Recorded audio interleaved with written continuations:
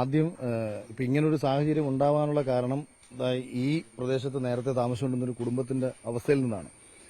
അപ്പൊ ഞങ്ങൾ ഇന്നിപ്പോ ഇവിടെ ഒരു വീട് വെച്ച് കൊടുക്കുന്നുണ്ട്. ഞങ്ങളെന്ന് ഞാൻ പറയുന്നത് പ്രിയപ്പെട്ട സുരേഷ് ഗോപിയും കൊച്ചി ബ്ലൂ ടൈഗേഴ്സും ഞാനും കൂടെ ചേർന്നുകൊണ്ട്, കാരണം ഇത് വഴിയില്ലാത്ത വസ്തുവായതുകൊണ്ട് നമ്മൾ പ്രതീക്ഷിച്ചതിനെക്കാട്ടി കുറച്ചുകൂടെ ബഡ്ജറ്റ്, എന്നാലും നല്ലൊരു വീട് ഞങ്ങളിവിടെ ചെയ്യുന്നുണ്ട്. അപ്പൊ ഇങ്ങനൊരു കാര്യം നമ്മൾ ചെയ്യുമ്പോൾ സ്വാഭാവികമായിട്ട് ആദ്യം കേൾക്കേണ്ടി വരുന്ന ഒരു പഴി എന്ന് പറയുന്നത് ഇതെല്ലാം രാഷ്ട്രീയ പ്രേരിതമായിട്ടാണ്, തെരഞ്ഞെടുപ്പിന് വേണ്ടിയിട്ടാണ്. അപ്പൊ ഞാൻ അതുകൊണ്ടാണ് പറയുന്നത് പ്രത്യേക രാഷ്ട്രീയക്കാരെ ആരെയും ഞാൻ വിളിക്കാതിരുന്നത്. ഇനി രണ്ടാമത്തെ കാര്യം, ഇപ്പൊ 2020 ഞാൻ വരാനുണ്ടായ സാഹചര്യം ആദ്യം ഞാൻ പറയാം. കൊട്ടാരക്കരയിൽ നിങ്ങൾ ഉൾപ്പെടുന്ന പല മാധ്യമങ്ങളും UDFന്റെ സ്ഥാനാർത്ഥിയായി ഞാൻ വരുമെന്നൊക്കെ പറഞ്ഞിട്ട് വാർത്തകൾ വിട്ടിട്ടുണ്ട്. അപ്പൊ കൊട്ടാരക്കരയിൽ UDFന്റെ സ്ഥാനാർത്ഥിയായിട്ട് മത്സരിക്കണമെന്നുള്ളത് എന്റെ ഒരു ആഗ്രഹമായിരുന്നു. അത് UDFന്റെ സ്ഥാനാർത്ഥിയായി മത്സരിക്കുക എന്നുള്ളതല്ല, എന്റെ നാട്ടിൽ ഇന്നലകളിൽ എന്റെ മുന്നിൽ ബുദ്ധിമുട്ട് അനുഭവിച്ച ജനതയ്ക്ക് വേണ്ടിയിട്ട് അവർക്ക് വേണ്ടി ഒന്നുകിൽ സംസാരിക്കാൻ കഴിയുക, അല്ലെങ്കിൽ അവർക്ക് വേണ്ടി എന്തെങ്കിലും ചെയ്തു കൊടുക്കാൻ കഴിയുക. അപ്പൊ എന്നെ കണക്കൊരാൾ മുൻപും തെരഞ്ഞെടുപ്പിൽ ഒരു ബ്ലോക്ക് പഞ്ചായത്ത് തെരഞ്ഞെടുപ്പിൽ മത്സരിക്കാനിരുന്ന സമയത്ത് ആ അവസരം നിഷേധിച്ച അന്നത്തെ രാഷ്ട്രീയ നേതാവ് കൊടിക്കുന്നിൽ സുരേഷായിരുന്നു. അപ്പൊ അദ്ദേഹം അന്ന് എനിക്ക് പകരം മറ്റൊരാളെ കോട്ടാത്തല ബ്ലോക്ക് പഞ്ചായത്തിൽ മത്സരിപ്പിക്കുകയും ഞാൻ അവിടെ സ്വതന്ത്രമായിട്ട് മത്സരിക്കുകയും ചെയ്തു. അന്ന് 1700ഓളം വോട്ട് ഒരു CPM കോട്ടാത്തലയിൽ എനിക്ക് ലഭിച്ചതുമാണ് ഒറ്റയ്ക്ക് മത്സരിച്ച സമയത്ത്. സമാനമായ ഒരു സാഹചര്യമാണ് ഈ നിയമസഭാ തെരഞ്ഞെടുപ്പിൽ ഒരുങ്ങി വരുന്നതെന്ന് എനിക്ക് തോന്നി. സ്വതന്ത്രനായിട്ട് കൊട്ടാരക്കര മത്സരിക്കണം. ഐഷ പോറ്റി 4 വർഷമായിട്ട് രാഷ്ട്രീയ പ്രവർത്തനത്തിൽ നിന്ന് മാറി നിന്ന ഐഷ പോറ്റിയെ കൊണ്ടുവന്നത് കോൺഗ്രസിനെ രക്ഷിക്കാനോ അല്ലെങ്കിൽ ബാലഗോപാലിൽ നിന്ന് ഈ സീറ്റ് തിരിച്ചുപിടിക്കാനോ ഒന്നും ആയിരുന്നില്ല എന്നതാണ് അടിസ്ഥാനപരമായ യാഥാർത്ഥ്യം. ഞാൻ കൊട്ടാരക്കരയിൽ മത്സരിക്കുമെന്ന് തോന്നിയ ചില ആൾക്കാർ അവിടെ നിന്ന് എന്നെ ഒഴിവാക്കാൻ കണ്ടെത്തിയ ഒരു മാർഗമാണ് ഐഷ പോറ്റിയുടെ രാഷ്ട്രീയ പ്രവേശനം. അതിനുവേണ്ടി അവർ ഐഷ പോറ്റിയുമായി നടത്തിയ ചർച്ചകൾ പലതും എനിക്കറിയാം. അപ്പൊ രണ്ടായാലും അത് അങ്ങനെ സംഭവിച്ചു. ഐഷ പോറ്റി കൊട്ടാരക്കര വന്നു. ഇത്രയും വലിയ കോൺഗ്രസ് തരംഗം ആഞ്ഞടിച്ചിട്ടും കൊട്ടാരക്കരയിൽ ഐഷ പോറ്റി പരാജയപ്പെട്ടത് അവിടുത്തെ കോൺഗ്രസ് അത്രയും ദുർബലമായതുകൊണ്ടാണ്. ഈ കോൺഗ്രസിന്റെ ദുർബലത, കോൺഗ്രസിനുള്ളിലുള്ള വ്യക്തിബന്ധങ്ങളൊക്കെ മുതലാക്കിക്കൊണ്ടും ഒരു സ്വതന്ത്രമായിട്ട് മത്സരിച്ചു കഴിഞ്ഞാൽ എനിക്ക് അവിടെ മാന്യമായ ഒരു വോട്ട് അവിടെ പിടിക്കാൻ പറ്റുമെന്നുള്ള എന്റെ ചിന്ത ആ സമയത്തുണ്ടായിരുന്നു. അങ്ങനെ ഇരുന്ന സമയത്താണ് NDAയുടെ പല ഏജൻസികളും എന്നെ ബന്ധപ്പെടുന്നുണ്ട്. അപ്പോൾ ഇതിനകത്ത് വലിയ സാമ്പത്തിക ഓഫറുകൾ നൽകി ബന്ധപ്പെട്ട ഏജൻസികളുണ്ട്. 2020യുടെ ഭാഗമായിട്ട് തന്നെ ആദ്യം ബന്ധപ്പെടുന്നത് NDAയുടെ റാം എന്ന് പറഞ്ഞിട്ട് അവരുടെ ഒരു നാഷണൽ ക്യാമ്പയിനും കാര്യങ്ങളൊക്കെ നോക്കുന്ന ഏതൊരു ടീമിനെ ഏൽപ്പിച്ചതാണ്. പല പ്രാവശ്യം എന്നെയും മാനേജരെയും ഒക്കെ ബന്ധപ്പെട്ടപ്പോഴും ഞാൻ ഇയാളെ കാണാൻ പോലും കൂട്ടാക്കിയിരുന്നില്ല. ഫെബ്രുവരി 5-ാം തീയതി ശ്രീ രമേശ് ചെന്നിത്തല എന്നോട് ഏത് മണ്ഡലം അഖിലിന് നോക്കണം, അതായത് കൊട്ടാരക്കര ഇല്ല എന്നുണ്ടെങ്കിൽ ഏത് മണ്ഡലം നോക്കണം എന്ന് പറഞ്ഞ സമയത്ത് ഞാൻ ആദ്യം പറയുന്നത് നിയമം നോക്കിക്കോളൂ, അല്ലെങ്കിൽ പിണറായി വിജയന്റെ തലശ്ശേരി ധർമ്മടം നോക്കിക്കോളൂ എന്നാണ്. കാരണം അവിടെ എനിക്ക് സംസാരിക്കാനുള്ള പൊളിറ്റിക്സ് സംസാരിക്കാനുള്ള ഒരു സ്പേസ് സൃഷ്ടിക്കപ്പെടുമെന്നുള്ളതായിരുന്നു. അപ്പോൾ അദ്ദേഹം പറയുന്നത് സംഘടനാപരമായി ദൗർബലമുള്ള പ്രദേശത്തൊന്നും പോയി ചുമ്മാതെ ഭാവി കളയരുത്, കാര്യം നിങ്ങൾക്കൊക്കെ മറ്റ് മേഖലയിൽ നിന്ന് വരുമാനം വന്നുകൊണ്ടിരിക്കുന്ന ആൾക്കാരാണ്. അത് കഴിഞ്ഞതിന് ശേഷം സാബു ജേക്കബ് എന്നെ ബന്ധപ്പെടുന്ന സമയത്ത് അപ്പൊ ഇതിനുശേഷം ഈ ജമാഅത്ത് ഇസ്ലാമിക്കെതിരെ ഞാൻ പല പ്രാവശ്യം ചില സ്റ്റേറ്റ്മെന്റുകൾ നടത്തിയിട്ടുണ്ട്. അപ്പോൾ അത് കോൺഗ്രസിന്റെ ആശയവുമായി ചേർന്ന് പോകുന്നതല്ല. ഞാനത് വ്യക്തിപരമായിട്ട് ശ്രീ VD സതീശന് ഞാൻ മെസ്സേജ് അയച്ചതാണ്. രാഷ്ട്രീയമായിട്ട്, അതായത് നമ്മൾ വർഗീയതയ്ക്കെതിരെ പറയുമ്പോൾ കേവലം ഒരു NSS, SNDP, RSS മാത്രമാക്കി ചുരുക്കാതെ അതിൽ ജമാഅത്ത് ഇസ്ലാമിയുടെ വർഗീയ രാഷ്ട്രീയം കൂടെ നിങ്ങൾ തുറന്നു കാണിക്കൂ എന്ന് ഞാൻ അദ്ദേഹത്തിന് മെസ്സേജ് അയച്ചാണ്. അതിനുശേഷം എനിക്ക് അദ്ദേഹം മെസ്സേജ് ഒന്നും അയച്ചില്ല. പക്ഷേ ഞാനിത് പറഞ്ഞത് ഇതിന് ഇഷ്ടപ്പെട്ടിരുന്നില്ല. അപ്പോൾ എനിക്ക് ഒരിക്കലും കോൺഗ്രസിൽ നിന്നൊരു സീറ്റൊന്നും ലഭിക്കത്തില്ല എന്ന് എനിക്ക് മനസ്സിലായതിനു ശേഷം സ്വതന്ത്രമായി മത്സരിക്കാൻ തീരുമാനിച്ച് എനിക്ക് കിട്ടിയ ഒരു അവസരമാണ് 2020യുടെ സ്വതന്ത്ര ചിഹ്നത്തിൽ കൊട്ടാരക്കര മത്സരിക്കുമുണ്ടാവുന്ന ഒരു അവസരം. 40,000 വോട്ടാണ് കൊട്ടാരക്കരയിൽ BJPക്ക് 2 നിയമസഭാ പഞ്ചായത്ത് തെരഞ്ഞെടുപ്പിലും ഉണ്ടായിരുന്നത്. അപ്പോൾ 40,000 വോട്ട് പഞ്ചായത്തിൽ കിട്ടിയ BJPക്ക് 2 നിയമസഭയിലും അത് 21,000-20,000 എത്തിക്കാനേ കഴിഞ്ഞിരുന്നുള്ളൂ. അപ്പോൾ എനിക്ക് വ്യക്തിപരമായിട്ട് BJPയുടെ വോട്ട് കൂടാതെ വ്യക്തിപരമായി നേടിയെടുക്കാൻ കഴിയാവുന്ന വോട്ടുകൾ അവിടെ പിടിച്ച് കൊട്ടാരക്കരയിൽ ഒരു മാന്യമായ പ്ലേസ്മെന്റ് ഉണ്ടാക്കിയെടുക്കാം, കുറഞ്ഞ പക്ഷം കോൺഗ്രസിനെ 3-ാം സ്ഥാനത്ത് എത്തിക്കാം, ഈ ഒരു ചിന്തയിലാണ് മത്സരിക്കാൻ തീരുമാനിച്ചത്. ഇതാണ് സാബു ജേക്കബ് എനിക്ക് നൽകിയ ഓഫറും.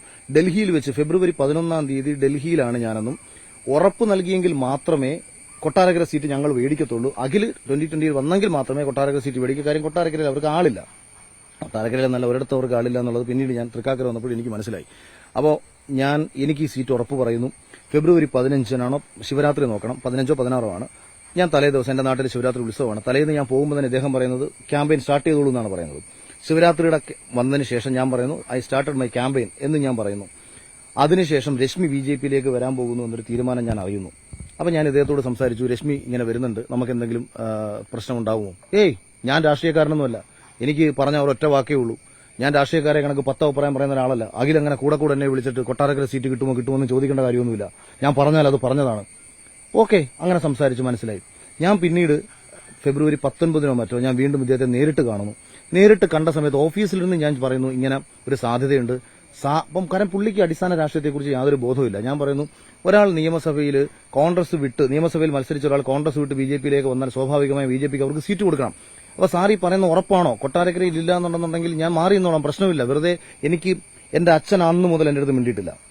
അച്ഛൻ ഭയങ്കര കോൺഗ്രസ്സുകാരനാണ്. എന്റെ പല സുഹൃത്തുക്കളും ഞാനുമായിട്ടാകുന്നു. പലരും ഞാനെടുത്ത തീരുമാനത്തോട് വിയോജിച്ചു. സോഷ്യൽ മീഡിയയിൽ എനിക്കെതിരെ അതിശക്തമായ നെഗറ്റീവ് ക്യാമ്പയിൻ നടക്കുന്നു. എന്നെ ഇഷ്ടപ്പെട്ട ആൾക്കാർ പലരും തെറി വിളിക്കുന്ന സാഹചര്യം വരുന്നു. ഞാൻ ഒരു മതേതര മൂല്യത്തോടുകൂടി നിലനിൽക്കണമെന്ന് ആഗ്രഹിച്ചത് കൊണ്ടാണ് ഞാൻ യഥാർത്ഥത്തിൽ 2020 പോകുന്നത് തന്നെ. കാര്യം എനിക്ക് ഇപ്പം ബിജെപിയുടെ വികസന രാഷ്ട്രീയത്തോട് ഞാൻ ഭയങ്കര യോജിപ്പാണ്. പക്ഷേ ബിജെപിയുടെ ഏതെങ്കിലും ഒരു വ്യക്തി പറയുന്ന വർഗീയതയ്ക്ക് ഒരിക്കലും ഞാൻ കൂട്ടുപിടിക്കത്തില്ല, അതിനെ ഞാൻ പിന്തുണ സംസാരിക്കുന്നതുമില്ല. അതുകൊണ്ട് തന്നെയാണ് 2020 നിൽക്കാം എന്നുള്ള എന്റെ തീരുമാനം വരുന്നത്. പക്ഷേ ഇതിനെ തുടർന്ന് എനിക്ക് വരുന്ന സൈബർ അറ്റാക്ക് കാര്യങ്ങളെല്ലാം ഇദ്ദേഹത്തിന് അറിയാം. അപ്പോഴും ഞാൻ ചിന്തിക്കുന്നത് ഇതിനെല്ലാം മറുപടി കൊട്ടാരക്കര വഴി കൊടുക്കണം. ഇങ്ങനെ ഇരിക്കുന്ന എനിക്ക് കൊട്ടാരക്കരയിൽ സീറ്റില്ല എന്ന് ഞാൻ അറിയുന്ന ഫെബ്രുവരി 25 രാജീവ് ചന്ദ്രശേഖരനെ അതിനുശേഷം ഞാൻ നേരിട്ട് കാണുന്നു. അതായത് അദ്ദേഹം എറണാകുളത്ത് വരുന്ന സമയത്ത് അദ്ദേഹവുമായി നേരിട്ട് സംസാരിക്കുന്നു. അപ്പോൾ അദ്ദേഹം പറഞ്ഞത് അത് ഞാൻ മറന്നുപോയി എന്നാണ്. അതായത് ഒരാളെ ഒരു രാഷ്ട്രീയ പാർട്ടിയിൽ നിന്ന് കൊണ്ടുവന്ന് സീറ്റ് കൊടുത്തു എന്ന കാര്യം അദ്ദേഹം മറന്നുപോയി എന്ന് അദ്ദേഹം പറയുന്നു. ഞാൻ വിചാരിച്ചു അഖിൽ പത്തനാപുരത്താണെന്നൊക്കെയാണ് ഞാൻ കരുതിയതെന്ന് ഇങ്ങനെ പറയുന്നു. ഞാൻ പറഞ്ഞു, സാറേ ഇതാണ് അവസ്ഥ, എന്റെ സാഹചര്യം ഇതാണ്, നിങ്ങൾക്ക് വേണ്ട കാര്യങ്ങൾ ചെയ്യണം. ഞാൻ എന്താണെന്ന് വെച്ചാൽ ഞാൻ പരിഹരിക്കാം. അന്ന് അദ്ദേഹത്തിന്റെ ഒപ്പം പ്രതീഷ് വിശ്വനാഥ് ഉണ്ടായിരുന്നു. പ്രതീഷ് വിശ്വനാഥിനോട് ഞാൻ ഈ കാര്യങ്ങളൊക്കെ പറഞ്ഞു. നിങ്ങൾ എന്നെ കൊണ്ട് കുഴി ചാടിക്കരുത്, എന്റെ ജീവിതം നിങ്ങൾ ഇല്ലാതാക്കരുത്, ഇല്ല അഖിലിന് മാന്യമായ അക്കോമഡേഷൻ നമ്മൾ സെറ്റ് ചെയ്തു തരാം. അങ്ങനെ ഞാൻ അതിന്റെ ഭാഗമായിട്ട് RSSന്റെ മുതിർന്ന നേതാക്കന്മാരെ ഞാൻ കണ്ടിട്ട് എന്റെ വിഷമങ്ങൾ ഞാൻ അവരോട് പറയുന്നു. അപ്പൊ അവർക്കും യാഥാർത്ഥ്യം മനസ്സിലായി. കാരണം സാബു ജേക്കബും ഇങ്ങനെ ഉറപ്പ് നൽകിയതിനെ തുടർന്നാണ് നമ്മൾ ഇങ്ങനൊരു തീരുമാനമെടുത്തത്. ഈ തീരുമാനം എന്തായാലും അവർക്ക് നടപ്പിലാക്കാൻ പറ്റത്തില്ല. കാര്യം അവർ രശ്മിക്കും ഉറപ്പ് കൊടുത്തു കഴിഞ്ഞു. അപ്പൊ രശ്മിയെ കൊട്ടാരക്കര മത്സരിപ്പിക്കുമ്പോൾ പിന്നീട് അവരുടെ മുമ്പിലുള്ള ഓപ്ഷൻ മറ്റേതെങ്കിലും ഒരു മാന്യമായ സ്ഥലത്ത് നമ്മളെ അക്കോമഡേറ്റ് ചെയ്യുക എന്നുള്ളതാണ്. അങ്ങനെ തൃപ്പൂണിത്തുറ സീറ്റ് ആ സമയം വരെയും 2020 ആയിരുന്നില്ല. അപ്പൊ ഞാനിത് സാബു ജേക്കബിനോട് ചോദിക്കുന്നുണ്ട്, തൃപ്പൂണിത്തുറ സീറ്റ് 2020 അല്ല എന്നുണ്ടെങ്കിൽ ഇനി തൃക്കാക്കര സീറ്റ് ആണെന്നുണ്ടെങ്കിൽ ഒരു കാര്യം ചെയ്യാം, നമ്മൾ നേരത്തെ ഇതിന്റെ പ്രവർത്തനം തുടങ്ങണം. കാര്യം ഒരു 10,000-ഓളം വോട്ടർ പട്ടികയിൽ പുതിയതായിട്ട് നമുക്ക് വോട്ടർ പട്ടികയിൽ ആളെ ചേർക്കാം. ഒരു കാര്യം ചെയ്യും, ഞാൻ പല ഫ്ളാറ്റുകളിലെയും പല കെയർടേക്കർമാരെയും മാനേജേഴ്സിനെയും കണ്ടിട്ട് ഈ ഫ്ളാറ്റുകളിൽ താമസിക്കുന്ന ആൾക്കാരോട് നിശബ്ദമായിട്ട് ഞാൻ പറയാം, തൃക്കാക്കരയിലാണ് ഇനി അവസാനം ഞാൻ മത്സരിക്കുന്നുണ്ടെന്നുണ്ടെങ്കിൽ ഇവരെയൊക്കെ നമുക്ക് നേരത്തെ മാക്സിമം നമ്മളിലേക്ക് ആൾക്കാരെ കൂട്ടാം, സംഘടന പ്രവർത്തനം നടത്താം. ഇയാൾ ഒരക്ഷരം മിണ്ടിയില്ല. ഇതിങ്ങനെ നീണ്ടു പോയി. തൃപ്പൂണിത്തുറ സീറ്റിന്റെ കാര്യം ഞാൻ RSS നേതാക്കന്മാരെ കാണാൻ പോയ ദിവസം, ഞാൻ അവിടെ കാണാൻ പോകുന്ന അറിഞ്ഞ ദിവസം ഇങ്ങനെ അവിടെ ഓടിപ്പിടിച്ചു വന്നു. എന്റെ അപ്പുറത്ത് പുള്ളി വന്നിരിക്കുകയാണ്. അവിടെ ഇരുന്ന് സംസാരിച്ചു. അതിനുശേഷം എന്റെ അടുത്ത് തൃപ്പൂണിത്തുറയിലെ സാധ്യതകൾ ചോദിക്കുന്നു. ഞാൻ സാധ്യതകളും കാര്യങ്ങളും ഞാൻ എഴുതി അയക്കുന്നു. തൃപ്പൂണിത്തുറ സീറ്റ് അങ്ങനെ 2020 അലോക്കേറ്റ് ചെയ്യുന്നു. BJP നേതാക്കന്മാർ എന്നോട് പറയുന്നത് അഖില തൃപ്പൂണിത്തുറ സീറ്റ് ഉണ്ടാവും, അതിന്റെ കാര്യങ്ങൾ ഞങ്ങൾ സംസാരിക്കുന്നു. എല്ലാ കാര്യങ്ങളും കഴിഞ്ഞു. മാർച്ച് 15 എന്നെ വിളിച്ചു പറയുന്നു, ഇലക്ഷൻ പ്രഖ്യാപിച്ച ദിവസം എന്നെ വിളിച്ചു പറയുന്നു, തൃക്കാക്കര സീറ്റാണ് ഡൽഹിയിൽ നിന്ന് എഴുതി വന്നതെന്ന്. അപ്പൊ ഞാൻ ചോദിച്ചു, ഞാൻ എന്താ പൊട്ടനാണെന്നാണോ നിങ്ങളുടെ വിചാരം? ഈ ഡൽഹിയിൽ നിന്ന് തൃക്കാക്കര സീറ്റ് എഴുതി വരാൻ വേണ്ടിയിട്ട് ഡൽഹിയിൽ ഇരിക്കുന്നവരാണോ 2020 ആര് മത്സരിക്കണമെന്ന് തീരുമാനിക്കുന്നത്? 2020 സീറ്റ് അലോക്കേറ്റ് ചെയ്യുക എന്ന് പറയുന്ന പണിയല്ലേ BJPക്കുള്ളൂ. അത് നിങ്ങൾക്ക് തന്നു, തൃപ്പൂണിത്തുറ സീറ്റ് നിങ്ങൾക്ക് തന്നു. പക്ഷെ നിങ്ങൾ ആരെ മത്സരിക്കണോ നിങ്ങൾക്കല്ലേ തീരുമാനിക്കാൻ പറ്റുക? നിങ്ങളൊന്ന് ആലോചിച്ച് നോക്കും, ഞാൻ നിങ്ങളുടെ പാർട്ടിയിലേക്ക് വന്നിട്ട് നിങ്ങളുടെ ഒരു C-ക്ലാസ് മണ്ഡലത്തിൽ, BJPയുടെ ഒരു C-ക്ലാസ് മണ്ഡലത്തിൽ, സംഘടനയില്ലാത്തുള്ള മണ്ഡലത്തിൽ ഞാൻ വന്ന് മത്സരിക്കുമ്പോൾ BJPയുടെ ഒരു A-ക്ലാസ് മണ്ഡലത്തിൽ നിങ്ങൾ ആരെയാണ് മത്സരിപ്പിക്കുന്നത്, നിങ്ങൾ ആരെയാണ് കൊണ്ടുവരുന്നത്? അതെങ്കിലും എന്റെ അടുത്തൊന്ന് പറയൂ. അല്ല, അത് നമുക്ക് അങ്ങനെ ഒരാളുണ്ട്, അത് ഭയങ്കര ഭക്തിപരമായി നിൽക്കുന്ന ആളുണ്ട്, മറ്റേതുണ്ട്. ഞാൻ ചോദിച്ചു, മറ്റേ കാഞ്ചി മഠാധിപതിയോ വല്ലോ എന്ന ഞാൻ ചിദാനന്ദപുരി സ്വാമിയാണെന്ന് മത്സരിപ്പിക്കുക ഉദ്ദേശിക്കുന്നത്. ഞാൻ തമാശയ്ക്ക് ചോദിക്കുകയും ചെയ്യുന്നു. അതായത് ഭയങ്കര വേറെ അങ്ങനെ ആരാ എന്തൊക്കെയാണ് എന്നോട് പറയുന്നത്, ഈ എന്തൊക്കെ മരാന്ന് സംസാരിച്ചു. ഇത് കഴിഞ്ഞ് ഈ സീറ്റ് നഷ്ടപ്പെട്ടു, തൃക്കാക്കരയിലാണെന്ന് പറയുന്നു. പിന്നെ എന്റെ മുമ്പിൽ 2 ഓപ്ഷനേ ഉള്ളൂ. ഞാൻ ഇവരുടെ അടുത്ത് കയറി, ഓഫീസിൽ കയറി ഞാൻ ഭയങ്കര ബഹളം വെച്ചു അന്ന് തന്നെ. എന്നിട്ട് ഞാൻ പറഞ്ഞു, ഈ ഓഫീസിൽ വെച്ച് ആത്മഹത്യ ചെയ്തിട്ട് നിങ്ങളെ വെടിവെച്ച് കൊല്ലുന്നതാണ് എനിക്കിപ്പോൾ തോന്നിയെന്ന് പറഞ്ഞു. ഇങ്ങനെ തന്നെ ഞാൻ പറഞ്ഞു. കാരണം അമ്മാതിരി നെറുകേടാണ് എന്റെ അടുത്ത് ഇവർക്കാണ്. സാബു ജേക്കബിനോട് തന്നെയാണ് ഇത് ഞാൻ പറഞ്ഞത്. നിങ്ങളെ ഇതിനകത്ത് വന്ന് വെടിവെച്ച് കൊന്നിട്ട് പുറത്തിറങ്ങി ആത്മഹത്യ ചെയ്യേണ്ട സാഹചര്യമാണ് നിങ്ങൾ ഒരുക്കിയത്. എന്നെ ഇഷ്ടപ്പെട്ട ഒരു ജനതയെ നിങ്ങൾ എന്നെ വെറുപ്പിച്ചു. നിങ്ങൾ എനിക്ക് പറഞ്ഞ വാക്ക് പാലിച്ചില്ല. നിങ്ങൾ എന്നെ പൂർണ്ണ അർത്ഥത്തിൽ ചതിക്കുകയാണ് ചെയ്തത്. എന്നിട്ട് തൃക്കാക്കര നമ്മൾ മത്സരിക്കാൻ വന്നു. തൃക്കാക്കര മത്സരിക്കാൻ വരുന്ന സമയത്ത് ഞാൻ എന്തുകൊണ്ട് തൃക്കാക്കര മത്സരിച്ചു നിങ്ങൾ ചോദിച്ചാൽ, 140 നിയോജക മണ്ഡലങ്ങളുടെ രാഷ്ട്രീയം അതിഭീകരമായി മാധ്യമങ്ങളിൽ ചർച്ച നടക്കുകയാണ്. ഇതിന്റെ ഇടയിലൂടെ ഞാൻ കയറി പറയുകയാണ്, എന്നെ സാബു ജേക്കബ് കൊട്ടാരക്കര സീറ്റ് തരാമെന്ന് പറഞ്ഞ് പറ്റിച്ചെന്ന് പറഞ്ഞാൽ നിങ്ങൾ ആരും മൈൻഡ് പോലും ചെയ്യത്തില്ല. അവിടെ ഞാനെന്ന് പറയുന്ന വ്യക്തി പരിപൂർണമായും ഇല്ലാതാവും. പിന്നെ ആകെ എന്റെ മുന്നിലുള്ള ഓപ്ഷൻ തൃക്കാക്കരയിൽ മത്സരിക്കുക. എനിക്ക് എത്ര വോട്ട് നേടിയെടുക്കാൻ കഴിയും ആ വോട്ട് അവിടെ നേടിയെടുക്കാൻ ശ്രമിക്കുക. അതിനു വേണ്ടിയിട്ട് ഞാൻ ആത്മാർത്ഥമായി പരിശ്രമിച്ച സമയത്ത് ഇവർ എന്റെ അടുത്ത് പറഞ്ഞത് 18 കൌൺസിലർമാർ തൃക്കാക്കരയിലുണ്ട്, നമുക്ക് 15,000 വോട്ട് കഴിഞ്ഞ പ്രാവശ്യം അവിടെ കിട്ടിയതാണ്. ഇങ്ങനെ പല സാഹചര്യങ്ങളും പറയുന്നു. അഖിലിന് അവിടെ വലിയ സാധ്യതകളുണ്ട്, നമ്മൾ അങ്ങനെ ചെയ്തുതരാം ഇങ്ങനെ ചെയ്തുതരാം എന്നെല്ലാം പറയുന്നു. 2 പേരാണ് തൃക്കാക്കരയിൽ എന്റെ കൂടെ 2020 വേണ്ടി വർക്ക് ചെയ്യാൻ പൂർണ്ണ സമയം ഉണ്ടായിരുന്നു. പൂർണ്ണ സമയം അവിടെ എവിടെയും ചെല്ലുമ്പോൾ ചില ആൾക്കാരെ കാണുന്നതല്ലാതെ ഒരു മനുഷ്യനില്ല. അവസാനം കൊട്ടാരക്കരയിൽ നിന്നും കൊച്ചിയിലും തൃശ്ശൂരും മറ്റു പല സ്ഥലങ്ങളിലുമുള്ള എന്റെ അടുപ്പക്കാരെയും സുഹൃത്തുക്കളെയും എല്ലാവരെയും കൂടെ വിളിച്ചിട്ടാണ് ബി.ജെ.പിക്കാർ ഉള്ളവരെന്റെ കൂടെ ആത്മാർത്ഥമായിട്ട് കൊണ്ടുപോട്ടോ. ഞാൻ 2020 കാര്യമായി പറയുന്നത്. ബി.ജെ.പിക്കാർ ആത്മാർത്ഥമായിട്ട് അവർക്ക് ചെയ്യാൻ പറ്റുന്ന സംഘടനാ സംവിധാനം ഉപയോഗിച്ച് അവരെന്റെ കൂടെ പ്രവർത്തിച്ചു. 2020 പക്ഷേ ആളില്ല. എന്നിട്ട് നമ്മൾ ആ തെരഞ്ഞെടുപ്പ് മുതൽ കേട്ടോണ്ടിരിക്കുന്ന പഴി എന്താ? കോടിക്കണക്കിന് രൂപ കിട്ടി. ഞാൻ 20 ലക്ഷം രൂപ കൊടുത്ത് വാങ്ങിയ BMW ബൈക്ക് വിൽക്കുന്നത് ഏപ്രിൽ 2-ാം തീയതിയാണ്. ഏപ്രിൽ 2 എന്ന് പറയുമ്പോൾ തെരഞ്ഞെടുപ്പ് നടന്നുകൊണ്ടിരിക്കുന്ന സമയമാണ്. അല്ലെങ്കിൽ നിങ്ങൾ BMW ഷോറൂമിൽ തന്നെ പോയി ചോദിച്ചു നോക്കൂ. തെരഞ്ഞെടുപ്പിന് വേണ്ടിയാണോ ഈ ബൈക്ക് വിറ്റത്? അല്ല, എനിക്കൊരു തമാശ കേട്ട് ഞാൻ വിറ്റിട്ടതാ.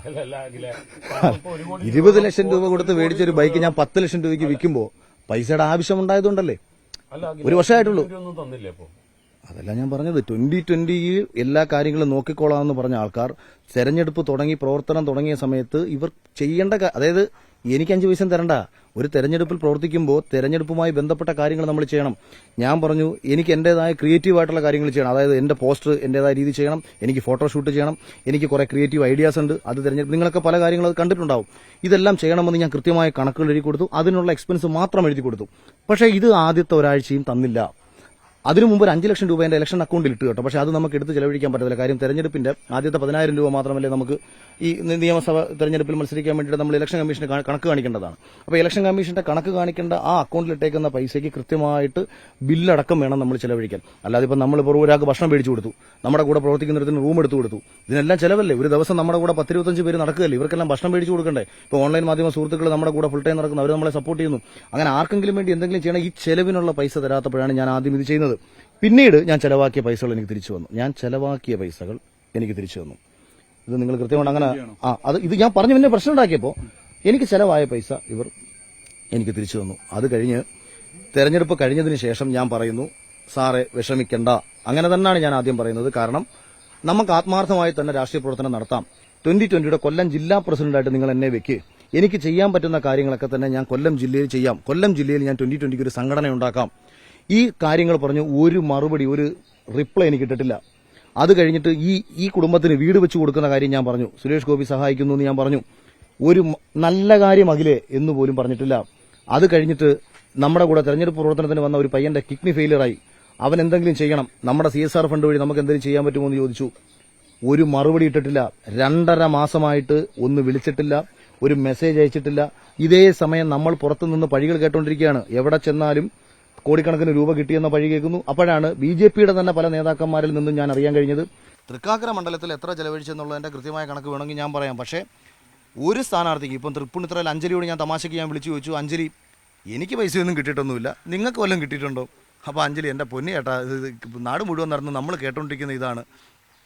അപ്പോൾ ഞാൻ പറഞ്ഞു, അഞ്ജലി ആരെങ്കിലും വിളിച്ചോ? അഞ്ജലി ആരും വിളിച്ചില്ല. ഇലക്ഷൻ സമയം 24-25 ദിവസം നമ്മുടെ തെരഞ്ഞെടുപ്പ് പ്രവർത്തനത്തിനിടയിൽ നോമിനേഷൻ കൊടുക്കുന്ന ഒരു ദിവസം മാത്രമാണ് 2020 ചെയർമാനായ സാബു ജേക്കബ് നമ്മുടെ അടുത്ത് വന്നത്. നമ്മൾ വിചാരിച്ചു തൃപ്പൂണിത്തുറയിൽ പുള്ളി ഫുൾ ടൈം ഉണ്ടെന്ന്. അവിടെയുമില്ല.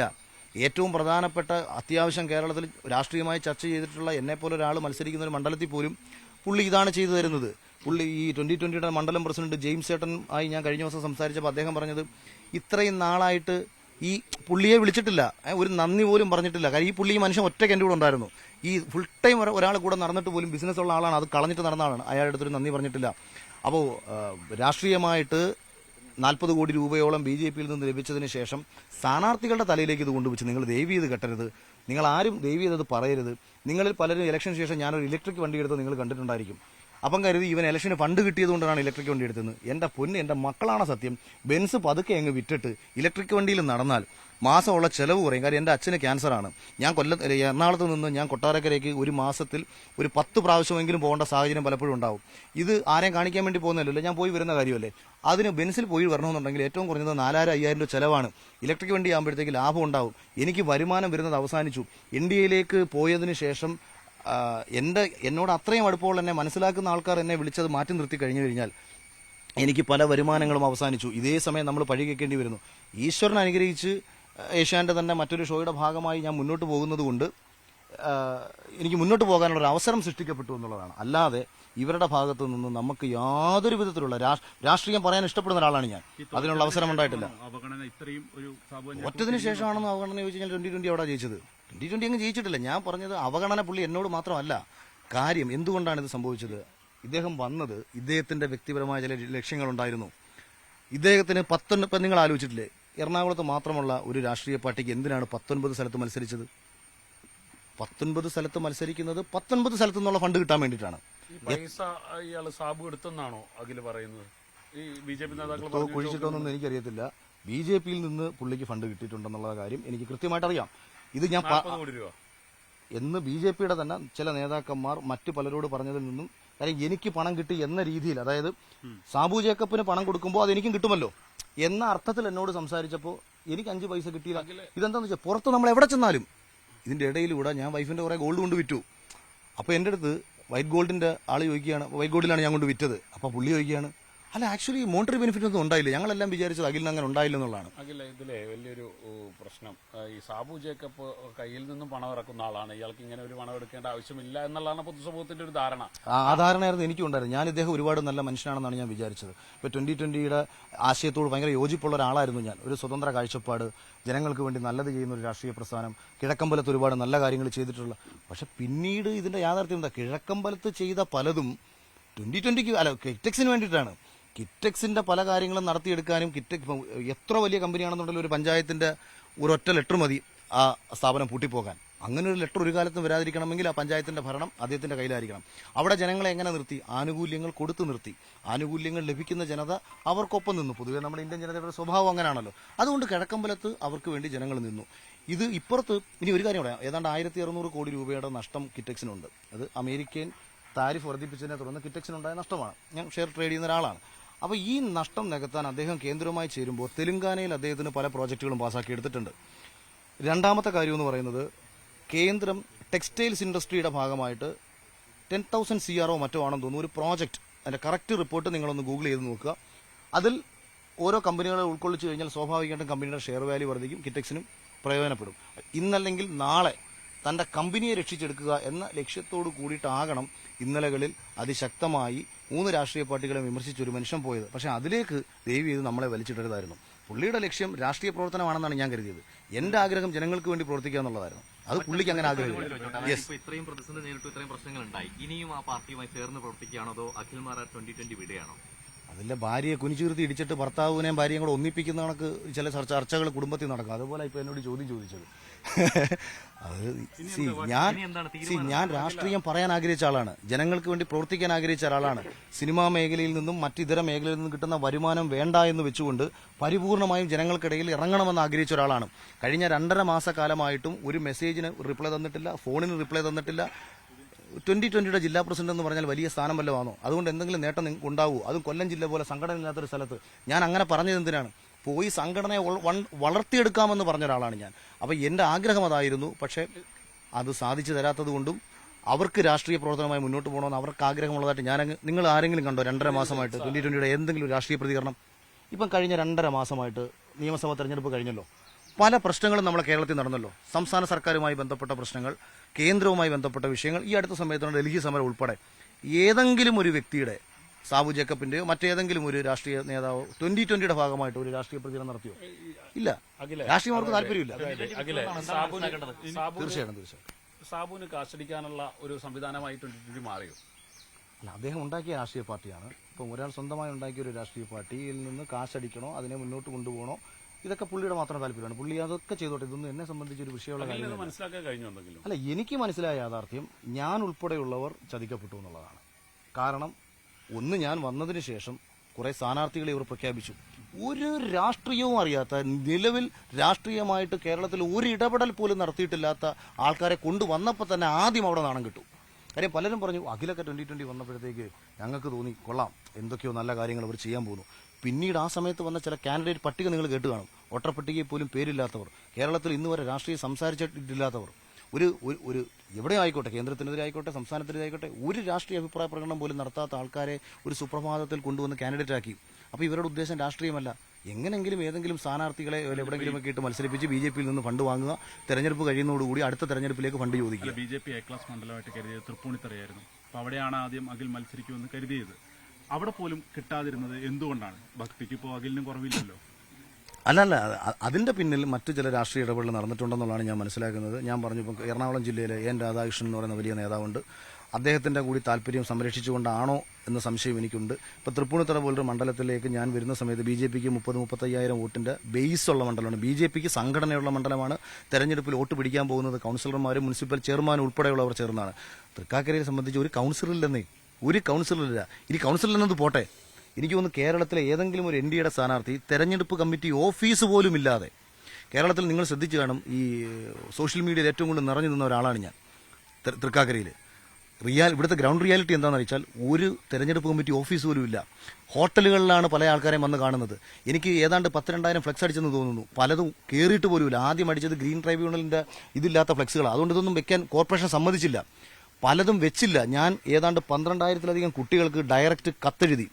ഇതൊന്നും കറക്റ്റ് സമയത്ത് പോസ്റ്റ് ചെയ്തില്ല. പക്ഷേ പാവങ്ങളെല്ലാം കൂടെ കുറെ സ്ത്രീകളെല്ലാം കൂടെ, എൻ്റെ വൈഫും കുട്ടികളും അവരുടെ 2020 കുറച്ച് സ്റ്റാഫുകളും എല്ലാവരും കൂടെ ചേർന്നിരുന്നിട്ട് ഈ കത്തെല്ലാം പ്രിപ്പയർ ചെയ്തു. 12,000 കത്തുകൾ എഴുതി പോസ്റ്റ് ചെയ്തു. സമയത്ത് പോസ്റ്റ് ചെയ്തില്ല. ഞാനിത് സ്പീഡ് പോസ്റ്റ് ചെയ്യണമെന്ന് പറഞ്ഞു. ഇലക്ഷൻ കഴിഞ്ഞപ്പോഴത്തേക്ക് പലർക്കും കത്ത് കിട്ടി. ഈ കെട്ടിവെക്കാനുള്ള കാശ് ഇവർ തന്നിരുന്നു. തെരഞ്ഞെടുപ്പിൽ ആദ്യം ഞാൻ ചെലവഴിച്ച പൈസ പിന്നീട് ഇവർ തന്നു. തെരഞ്ഞെടുപ്പിൽ എനിക്ക് നഷ്ടമൊന്നും വന്നിട്ടില്ല. ഞാൻ പറഞ്ഞത് നിങ്ങൾ പറയുന്ന പ്രകാരം ലക്ഷക്കണക്കിന് രൂപ കിട്ടി, കോടിക്കണക്കിന് രൂപ കിട്ടി എന്നുള്ളതല്ല ഞാൻ പറയുന്നത്. ആദ്യം ഇവർ 5 പൈസ പോലും തെരഞ്ഞെടുപ്പിൽ ചെലവഴിക്കാതെ നിന്നപ്പോൾ ഞാൻ ബൈക്ക് വിറ്റ് തെരഞ്ഞെടുപ്പ് പ്രവർത്തനം തുടങ്ങിയിട്ട് ഞാൻ കണക്കെഴുതി കൊടുത്തു. ഇന്ന കാര്യങ്ങൾ നിങ്ങൾ തരണം. ആ എഴുതി കൊടുത്ത കണക്കിനുള്ള പൈസകൾ, അതായത് കൂടുതലും സോഷ്യൽ മീഡിയ വഴിയുള്ള കണ്ടന്റുകളും മറ്റു കാര്യങ്ങളൊക്കെയാണ്. ഫ്ലെക്സും പോസ്റ്ററും അടിച്ചു. പലതും ഒട്ടിച്ചില്ലെങ്കിലും വെച്ചില്ലെങ്കിലും ഇത് അടിച്ചു. കാര്യം വെക്കാൻ ആളില്ല. BJPയുടെ കുറെ ആൾക്കാർ, കുറച്ച് പേർ കിടന്ന് കഷ്ടപ്പെടുന്നതല്ലാതെ 2020, ഞാനിതെല്ലാം പറയുമ്പോഴും 2020 എന്ന രാഷ്ട്രീയ സംവിധാനത്തിന്റെ കൂടെ ആളില്ല. ഇന്നലകളിൽ ഞാൻ പല സ്ഥലത്ത് പ്രചരണത്തിന് ചെല്ലുമ്പോഴും ഇവരെല്ലാവരും എന്റെ മുഖത്ത് നോക്കി പറയുന്നൊരു കാര്യം, ഒറ്റയ്ക്ക് നിന്ന് മത്സരിച്ചായിരുന്നെങ്കിൽ പോലും ഞങ്ങൾ അഖിലിന് വോട്ട് വന്നേനെന്ന്. ഈ അഖില് 2020 സ്ഥാനാർത്ഥിയായപ്പോൾ പലരും ചോദിച്ചൊരു ചോദ്യം, ഇന്ത്യയുടെ ഭാഗമാകണമെന്നതിൽ എന്തിനാണ് 2020 BJPയിൽ ചേർന്നാൽ പോരെ എന്നൊരു ചോദ്യം ചോദിച്ചിരുന്നു. അതിനിപ്പോ ഉത്തരവുണ്ടോ? ഞാൻ പറഞ്ഞല്ലോ, എനിക്ക് BJPയുടെ വികസന കാഴ്ചപ്പാടുകളോട് ഭയങ്കര യോജിപ്പുള്ള ഒരാളാണ് ഞാൻ. പക്ഷേ എനിക്ക് ഒരു BJP നേതാവിന്റെയും വർഗീയ സ്റ്റേറ്റ്മെന്റുകളെ സപ്പോർട്ട് ചെയ്യാനോ അതിനെ സപ്പോർട്ട് ചെയ്തുകൊണ്ട് സംസാരിക്കാനോ എനിക്ക് പറ്റില്ല. അല്ലെങ്കിൽ വളരെ സിമ്പിൾ ഉത്തരമാണത്. എനിക്ക് BJP പോകുന്നതിന് മറ്റൊരു തടസ്സവുമില്ല. ഞാൻ 8 വർഷങ്ങൾക്ക് മുമ്പ് യുവമോർച്ചയുടെ ജില്ലാ കമ്മിറ്റി അംഗം രാജിവെക്കുമ്പോൾ ഞാൻ പിന്നീട് ഇന്ന് വരെയും BJPയിലേക്ക് പോകാത്തത് BJP എന്ന രാഷ്ട്രീയ പ്രസ്ഥാനത്തിനോട് വെറുപ്പുണ്ടായതുകൊണ്ടല്ല. BJP മുന്നോട്ട് വയ്ക്കുന്ന, നരേന്ദ്രമോദി മുന്നോട്ട് വയ്ക്കുന്ന എല്ലാ ഡെവലപ്മെന്റ്സിനോടും അന്നും ഇന്നും യോജിപ്പാണ്. പക്ഷേ ഈ രാഷ്ട്രീയ പ്രസ്ഥാനത്തിന്റെ അടിസ്ഥാന ആശയം ഹിന്ദുത്വ ദേശീയബോധമായതുകൊണ്ടും അവരുടെ ചില നേതാക്കന്മാരാൽ സൃഷ്ടിക്കപ്പെടുന്ന ചില വിഭാഗീയതകളും എനിക്ക് ഒരു കാലത്തും അംഗീകരിക്കാൻ പറ്റത്തില്ല എന്നുള്ളതുകൊണ്ടും ഒരു സ്വതന്ത്ര കാഴ്ചപ്പാടോടുകൂടി, ഒരു മതേതര മൂല്യത്തോടു കൂടിയിട്ട് നിൽക്കണം എന്നുള്ള ഒറ്റ ചിന്തയിലും കൊട്ടാരക്കരയിൽ ഞാനൊരു സ്വതന്ത്രനായി മത്സരിച്ചു കഴിഞ്ഞാൽ എനിക്ക് അവിടെ എന്ത് ചെയ്യാൻ കഴിയുമെന്നത് കാണിച്ചു കൊടുക്കണം. ആരോടാണെന്ന് ചോദിച്ചാൽ കോൺഗ്രസ്സുകാർക്ക് തന്നെ കാണിച്ചു കൊടുക്കണം, അല്ലെങ്കിൽ കൊടിക്കുന്നിൽ സുരേഷിനോട് കാണിച്ചു കൊടുക്കണം എന്നുള്ള ചിന്തയിലാണ് ഞാൻ യഥാർത്ഥ തീരുമാനമെടുത്തത്. ഇപ്പോൾ എന്നെ സംബന്ധിച്ച് സ്വതന്ത്രമായി സംസാരിച്ചു കഴിഞ്ഞാൽ ലഭിക്കുന്ന പിന്തുണ ഒരിക്കലും ഒരു മുന്നണിയുടെ ഭാഗമായി സംസാരിച്ചാൽ ലഭിക്കില്ല. അല്ല, അദ്ദേഹത്തിന്റെ രാഷ്ട്രീയ പ്രവർത്തനമായിട്ട് അദ്ദേഹം പോട്ടെ. ഞാൻ അദ്ദേഹവുമായി ചേർന്ന് പോകാൻ ആഗ്രഹിക്കുന്നില്ല. അദ്ദേഹത്തിന് ഞാനെന്ന് പറയുന്ന വ്യക്തിയെ ആവശ്യമില്ല. എന്റെ ഫോൺ ഉണ്ടെന്നുണ്ടെങ്കിൽ ഞാൻ കൃഷ്ണമാറെ ഞാനിത് മാർച്ച് 15-ാം തീയതി എന്റെ ഫോണും കിടത്തെ ഞാൻ ഇത് പറയുമ്പം നിങ്ങൾ തെറ്റിദ്ധരിക്കാതിരിക്കാൻ വേണ്ടി ഞാനൊരു കാര്യം കൂടെ പറയാം. ഞാൻ ഇത് ഇന്ന് പറയുന്നതല്ല.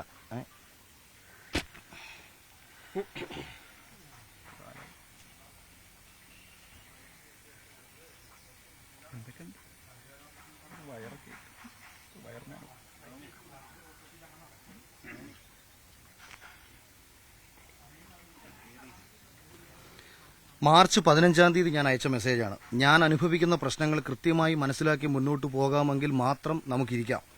ഞാൻ 2020 പാർട്ടിക്ക് ഭാവിയിൽ പ്രയോജനപ്പെടുമെങ്കിൽ മാത്രം സാറിന് എന്നെ ഉപയോഗിക്കാം, ഇല്ലെങ്കിൽ തള്ളിക്കളയാം. എന്തുകൊണ്ടാണ് ഒരു മാസത്തിനുള്ളിൽ നിന്ന് തന്നെ നിങ്ങളിൽ നിന്ന് അകലേണ്ടി വന്നതെന്ന സത്യങ്ങൾ സമൂഹത്തോട് പറഞ്ഞ ശേഷം ഞാനായി മുന്നോട്ട് പോകും. ജീവിതത്തിൽ പറ്റിയ വലിയൊരു തെറ്റ് സമൂഹത്തോട് മാപ്പ് പറഞ്ഞ് ഞാൻ അവസാനിപ്പിക്കും. ഇത് മാർച്ച് 15-ാം തീയതി ഞാൻ പുള്ളിക്ക് അയച്ച മെസ്സേജാണ്. ഫെബ്രുവരി 11-ാം തീയതിയാണ് ഞാൻ ഇദ്ദേഹത്തിന്, അതായത് ഈ കൺഫർമേഷൻ പറയുന്ന സമയത്ത് ഞാൻ അന്ന് ഇദ്ദേഹത്തിന് അയക്കുന്ന message, here I am confirming to join 2020 as per our last communication. Please confirm the Kottarakkara assembly and arrange a great entry. ഇത് ഫെബ്രുവരി 11-ാം തീയതി അയക്കുന്നതാണ്. തുടർന്ന് അദ്ദേഹത്തിന് ഞാൻ പലപ്പോഴായിട്ട് ഞാൻ ചോദിക്കുന്നുണ്ട് കൊട്ടാരക്കര സീറ്റിന്റെ കാര്യത്തെക്കുറിച്ച്. ഇലക്ഷന് മുൻപ് തന്നെ അകന്നു. പക്ഷേ എന്റെ ഇനി രാജീവ് ചന്ദ്രശേഖരനും ഞാൻ ഇതേ മെസ്സേജ്, അതായത് മാർച്ച് 11-ാം തീയതി ഞാൻ രാജീവ് ചന്ദ്രശേഖരൻ അയക്കുന്ന മെസ്സേജാണ്. Sir, I am currently in a situation where I feel I have been caught in a big betrayal. Even though there was a possibility for me to get a seat in Congress, the reason I decided to join 2020 was the assurance given by Sabu Jacob that Kottarakara seat would be given to me. He had clearly told me that Rajiv Etan and had agreed to give the Kottarakara seat to 2020. Now seeing what happened, I do not know whether Sabu Jacob cheated me or whether BJP cheated Sabu Jacob. All I know is that my life has been pushed into a very difficult situation. My career, my income, my credibility, my word, and even my family have all been affected because of this. I can explain everything in detail when we will meet in person. I just wanted to inform you about these matters എന്ന് March 11 അയച്ചു. കഴിഞ്ഞ ബുധനാഴ്ച ഈ വിഷയം ഞാൻ അദ്ദേഹത്തിന് അയച്ചു. Sir, this is Akhil Marar. ഈ സെയിം കാര്യം പറഞ്ഞുകൊണ്ട് ഞാനിത് പബ്ലിക്കായിട്ട് പറയുമെന്ന് പറഞ്ഞ് കഴിഞ്ഞ ബുധനാഴ്ച ഞാൻ അദ്ദേഹത്തെ ഈ വിഷയം അറിയിച്ചു. എനിക്ക് കൃത്യമായിട്ടുള്ള മറുപടി അവരുടെ ഭാഗത്തുനിന്ന് ഉണ്ടായിട്ടില്ല. സാബു ജേക്കബിന്റെ 2020 വൈസ് പ്രസിഡന്റിനോടും ഞാൻ ഈ വിഷയങ്ങൾ അവതരിപ്പിച്ചു. കാരണം അതായത് കുറെ നാളുകൾക്ക് ശേഷം ഇവർ നമ്മളെ വിളിച്ചു. ഏതാണ്ട് ഒരു 10-30 ദിവസങ്ങൾക്ക് മുമ്പാണ് തോന്നുന്നു, ഏകദേശം ഒരു മാസം മുന്നേ എന്നെ ഒന്ന് വിളിച്ച സമയത്ത് ഞാൻ പറഞ്ഞു ഞാൻ ആലോചിക്കാം എന്ന് ഞാൻ പറഞ്ഞിട്ട് നിർത്തിയതാണ്. വിളിച്ചിട്ട് നമുക്കൊന്ന് ഇരിക്കണ്ട എന്നൊക്കെ ചോദിച്ചു. അതെ, സാബു ജേക്കബ് അല്ല വിളിച്ചത്. ഞാൻ സാബു ജേക്കബിനോട് വിളിക്കുന്നുണ്ട്, മെസ്സേജ് അയക്കുന്നുണ്ട്. ഇത് ഞാൻ ഒരിക്കലും ഈ തെരഞ്ഞെടുപ്പ് കഴിഞ്ഞപ്പം വേണ്ട എന്ന് വെച്ച ഒരാളല്ല. ഞാൻ ഒരു കാര്യം നിങ്ങളത് കാരണം എനിക്ക് നമ്മുടെ ജീവിതത്തിൽ എൻ്റെ എല്ലാ തീരുമാനങ്ങളും ഏറ്റവും മികച്ചതാണെന്ന് വിശ്വസിക്കുന്ന ഒരാളാണ് ഞാൻ. അതിൽ എന്നെ ചതിക്കപ്പെട്ട ഈ ഒരു തീരുമാനം ഒഴിച്ചാൽ ഞാൻ തെരഞ്ഞെടുപ്പ് കഴിഞ്ഞ സമയം ഞാൻ സാബു ജേക്കബിന് അയച്ച മെസ്സേജ് കട്ടയ്ക്ക് കൂടെ നിൽക്കാം, 2020 ജില്ലാ പ്രസിഡന്റായിട്ട് കൊല്ലത്തന്നെ വെക്കൂ. കാര്യം പുള്ളി വിഷമിച്ചിരിക്കുകയാണെന്ന് കരുതിയിട്ടാണ് ഞാൻ അയച്ചത്. ആദ്യം ഞാൻ വിളിച്ചപ്പോൾ എടുത്തില്ല. പുള്ളി ഇനി വിചാരിച്ചു ഇനി തെരഞ്ഞെടുപ്പ് റിസൾട്ടിനെ കൊണ്ട് ഞാൻ ആ മനുഷ്യൻ വിഷമിച്ചിരിക്കുകയല്ലേ, കൂടെ നിൽക്കാമെന്ന് ധൈര്യം കൊടുക്കാം, അതിനുശേഷം രാഷ്ട്രീയമായിട്ട് ചിന്തിക്കാം. അതിനുശേഷം ഞാൻ പറയുന്നു അതായത് ഇവിടത്തെ ഈ വീടിന്റെ കാര്യം പറഞ്ഞ് മെസ്സേജ് അയക്കുന്നു. പുള്ളി ഒരു മറുപടി ഇടുന്നില്ല. അതുകൊണ്ട് ഇവർക്കൊരു വീട് വെച്ച് കൊടുക്കുകയാണ് സാർ, ഒപ്പം ഉണ്ടാവണം. എന്നിട്ട് ഞാൻ ആശയങ്ങൾ പറയുകയാണ്. നമ്മുടെ ടോട്ടൽ പ്രതിച്ഛായ മാറണം, ജനകീയ വിഷയങ്ങൾ നമ്മൾ ഇടപെടണം, നമുക്ക് നല്ലൊരു സോഷ്യൽ മീഡിയ ടീമിനെ ഉണ്ടാക്കണം, സ്ട്രോങ് ആയിട്ടൊരു PR വർക്ക് ചെയ്യണം, നമുക്കൊരു മീഡിയ ഉണ്ടാവണം. അങ്ങനെ ഞാൻ പല കാര്യങ്ങൾ, അതായത് സത്യത്തിനും നീതിക്കും ജനപക്ഷത്തും നിൽക്കുന്ന ഒരു സാബു ജേക്കബും 2020 പാർട്ടിയായിട്ട് നമുക്ക് വളരണം, എന്നാൽ കഴിയാവുന്ന കാര്യങ്ങൾ ഞാനും ചെയ്യാം എന്നൊക്കെ പറഞ്ഞ് ഞാൻ ഇതിന്റെ ഇടയിൽ മെസ്സേജ് അയക്കുന്നു. ഒരു റിപ്ലൈ ഇല്ല. വീണ്ടും സാർ, പാർട്ടി ഘടകം വളർത്തി മുന്നോട്ട് കൊണ്ടുപോകാൻ പ്ലാൻ ഉണ്ടെങ്കിൽ അത് നേരത്തെ ചെയ്യണം. വിജയുടെ പാർട്ടി ഇപ്പോൾ കേരളത്തിൽ പ്രവർത്തനം ആരംഭിക്കാൻ സാധ്യതയുണ്ട്. അവർക്ക് കേരളത്തിൽ ഫാൻസ് ഉണ്ട്. അപ്പം പുതിയ നിഷ്പക്ഷമായിട്ട് നിൽക്കുന്ന കുറേ പേർ അങ്ങോട്ട് പോകും. ആ നിഷ്പക്ഷരെ നമ്മുടെ കൂടെ കൂട്ടാൻ നമുക്ക് പറ്റണം. ഒരു മറുപടിയില്ല. ഇതിങ്ങനെ ഘട്ടം ഘട്ടമായിട്ട് നമ്മൾ അങ്ങോട്ട് കാര്യങ്ങൾ പറയുകയും ഒരു മറുപടി ഇല്ലാതെ വരികയും ഇപ്പുറത്ത് ധാരാളം പഴി കേൾക്കുകയും ചെയ്യുമ്പോൾ പിന്നെ എന്തിനാണ് നിൽക്കുന്നത്? ഞാനിപ്പോൾ അതാ പറഞ്ഞു, ഇന്നിപ്പോൾ ഇവിടെ വീട് വെച്ച് കൊടുക്കുകയാണ്. അത് സ്വതന്ത്ര കാഴ്ചപ്പാടോടുകൂടി ഈ ഒരു അതായത് ഒരു ഫെബ്രുവരി 11 മുതൽ ഈ നിമിഷം വരെ കേൾക്കേണ്ടി വന്ന പഴിയും ബാധ്യതയും ഞാൻ പതുക്കെ എടുത്ത് താഴെ വയ്ക്കുകയാണ്. അതിനു മുമ്പ് ഫെബ്രുവരി 11 മുന്നേ ഒരു അഖിൽ ഇവിടെ ഉണ്ടായിരുന്നു. പല വിഷയങ്ങൾ ഇടപെട്ട അഖിലുണ്ടായിരുന്നു. സർക്കാരിനെതിരെ സംസാരിച്ചിട്ടുണ്ട്, കേന്ദ്രത്തിനെതിരെ സംസാരിച്ചിട്ടുണ്ട്, സംസ്ഥാനത്തിനെതിരെ സംസാരിച്ചിട്ടുണ്ട്.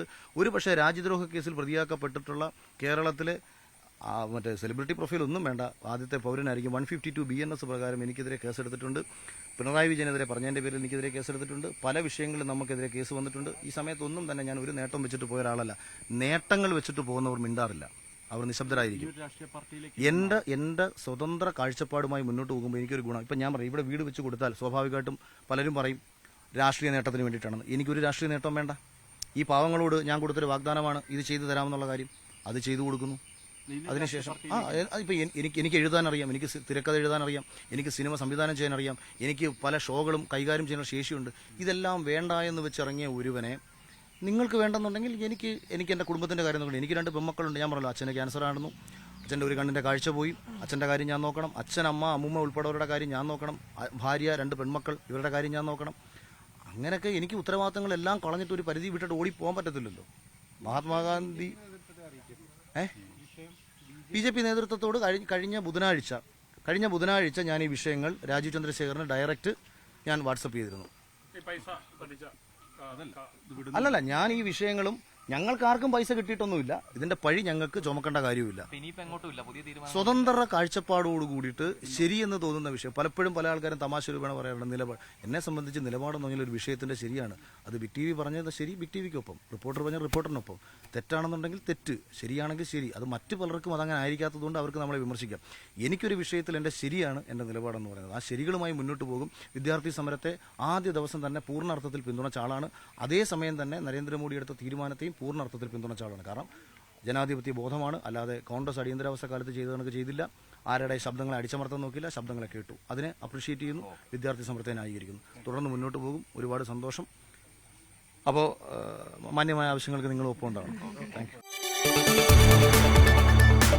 കൂടുതൽ വാർത്തകൾക്ക് news 18 Keralam YouTube channel subscribe ചെയ്യുക.